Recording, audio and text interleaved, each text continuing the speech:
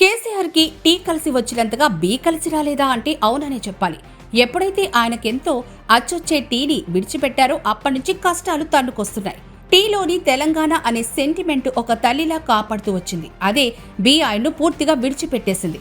ఏ ముహూర్తాన ఆయన బీతో మొదలయ్యే భారత రాష్ట్ర సమితి పెట్టారో అక్కడి నుంచి మొదలైంది కష్టాల పరంపర. మొదట ఓటమి ఎదురైంది, ఆపై వరుస కేసులు, కాళేశ్వరం ఒకటి, ఆ తర్వాత టెలిఫోన్ ట్యాపింగ్ మరోటి. తాను అల్లుడు కలిసి కాళేశ్వరం అవినీతి ఊబిలో పీకలోతు చిక్కుకుపోగా తన కొడుకు ఈ ఫార్ములా కేసులో, బిడ్డ ఢిల్లీ స్థాయిలో లిక్కర్ స్కామ్. ప్రస్తుతం హరీష్, సంతోష్ అవినీతి వల్లే కేసీఆర్కి మచ్చ అంటోన్న కవిత. పార్టీకి మేలు చేస్తోందా కీడు చేస్తోందా కూడా ఎవరికీ అర్థం కావడం లేదు. అప్పటికి హరీష్ అసెంబ్లీలో ఒంటరి పోరాటం చేస్తూ అరవీర భయంకరుల్లా పోరాడి పేరు సాధిస్తున్నారు.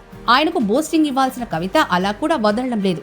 అనవసరమైన కామెంటు చేసి చెడ్డ పేర్లు తెస్తున్నారు. ఇవాళ 5 సంవత్సరాలు ఇరిగేషన్ మంత్రిగా చేసినటువంటి హరీష్ రావు గారిది మేజర్ పాత్ర లేదా దీంట్లో?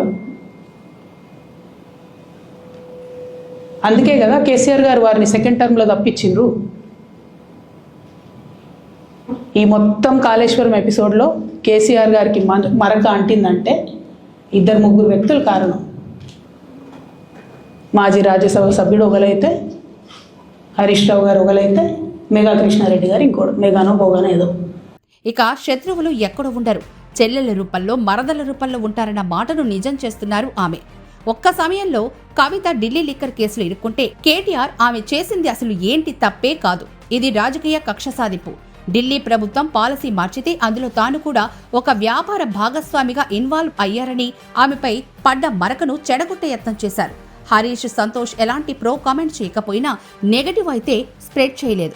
అలా వ్యూహాత్మకంగా వ్యవహరించాల్సిన కవిత ఒక పక్క పార్టీని front and back, left and right ఇచ్చేస్తుంటే ఏం చేయాలో పాలుపోవడం లేదు కేసీఆర్కి. అంటే టైం బాగా లేకుంటే కర్రే పామై కరుస్తుందన్నట్లు మన అదృష్టం తిరగబడితే బిడ్డే అడ్డం తిరిగి ఇదిగో ఇలాంటి రాంగ్ కామెంట్స్ చేస్తోందా అనిపిస్తుంది. ఇప్పుడు కేసీఆర్ని, హరీష్ని, సంతోష్ని వేరు చేసి చూడాలని ఇక్కడ ఎవరికీ ఉండదు. తలసానిని ఆయన ఓఎస్టీ కలిసి కాకుండా తలసానికి తెలియకుండా కేవలం ఆ ఓఎస్టీ గొర్రెల స్కామ్కి కారకుడని అంటే ఎలా ఉంటుందో ఇది అంతే. ఒకవేళ కవిత చెప్పినట్లు వీరిరువురు అంత అవినీతికి పాల్పడుంటే మరి కేసీఆర్ వైఫల్యం కూడా ఇందులో ఉన్నట్టేగా. రాష్ట్రంలోని ప్రత్యర్థి పార్టీల వారు, ఆపై సినీ వ్యాపారుల ఫోన్లు ట్యాప్ చేసి వారి వారి రహస్యాలను కనుగొన్న కేసీఆర్ తన సొంతింటిలోని వారు ఇంత భారీ ఎత్తున అవినీతికి పాల్పడుతుంటే మాత్రం ఎందుకు వదిలేశారు? ఇది $1 మిలియన్ క్వశ్చన్ మార్క్.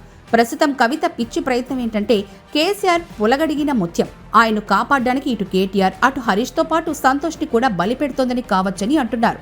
అది కూడా తన తండ్రికి చేటు తెచ్చేదేనని ఆమె ఎందుకు తెలుసుకోలేకపోతున్నారో అర్థం కావడం లేదంటారు పలువురు. ఇప్పుడు కాళేశ్వరం కేసు సిబిఐ వరకు వెళ్ళింది.